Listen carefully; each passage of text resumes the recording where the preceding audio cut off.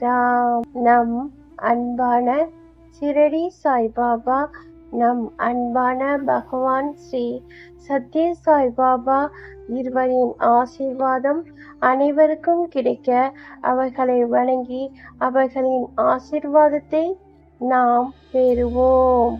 பகவான் ஸ்ரீ சத்ய சாய்பாபா அவர்களின் தெய்வீக ஆசீர்வாதம்.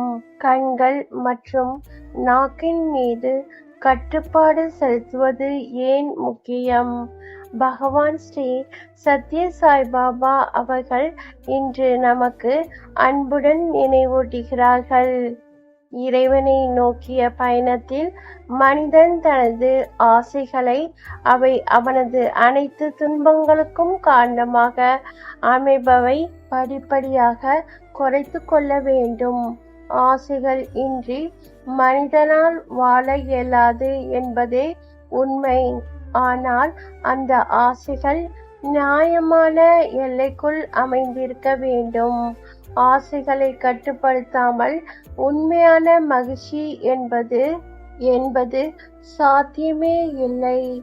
ஐம்புலன்கள், கண்கள் மற்றும் நாக்கு ஆகிய இரண்டும் மிக முக்கியமானவை ஆகும்.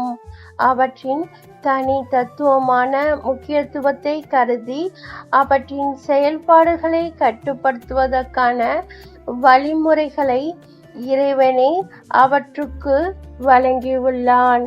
இறைவன் இவ்வாறு சுட்டிக்காட்டுகிறார்: அறிவிலி மனிதனே, கண்களையும் வாயையும் மூடிக்கொள்வதற்கான இயற்கையான வழிமுறைகளை நானே உனக்கு வழங்கியுள்ளேன் என்பதை நீ கவனத்தில் கொள். நீ விரும்புவதற்காக எதையும் காண விரும்பவில்லை என்றால் உன் கண் இமைகளை கொண்டு கண்களை மூடிக்கொள்ளலாம். காதுகளுக்கும் மூக்கிற்கும் அவ்வாறு தங்களை மூடிக்கொள்வதற்கான வழிமுறைகள் எதுவும் இல்லை. வாய்க்கு நாக்கை மூடி பாதுகாக்கக்கூடிய உதடுகள் அமைந்துள்ளன. எனவே பேச்சில் கட்டுப்பாட்டை கடைபிடித்து நாக்கை கட்டுப்படுத்துவதன் வாயாக கண்கள் கட்டுப்பாடு இன்றி அலையும் போது நாக்கு கட்டுப்பாடு இன்றி பேசத் தொடங்குகிறது. நாக்கு ஓயாமல் பேசுவதில் ஈடுபட்டிருக்கும் போது கண்களோ கண்ணில் படும் அனைத்து பொருள்களையும் காண துடிக்கின்றன. இவ்விரு உறுப்புகளும் கட்டுப்பாடு இன்றி ஒன்றிணையும் போது மனித வாழ்வே ஒரு பெரும் துயரமாக மாறிவிடும். எனவே உன் கண்களை நன்மையானவற்றின் மீது மட்டுமே செலுத்துவாயாக. பகவான் ஸ்ரீ சத்ய சாய்பாபா அவர்களின் இறை உபதேசம். மார்ச் மாதம் 13ஆம் தேதி 1988ஆம் ஆண்டு.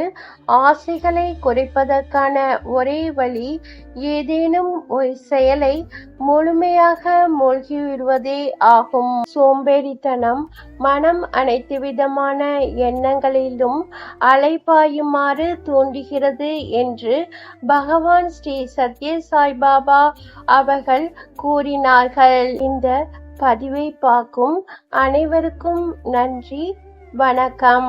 அனைவரும் நம்புங்கள், உங்களுக்கு நல்லதே நடக்கும். ஜெய் சாய்ராம். அல்லாஹ் மாலிக்.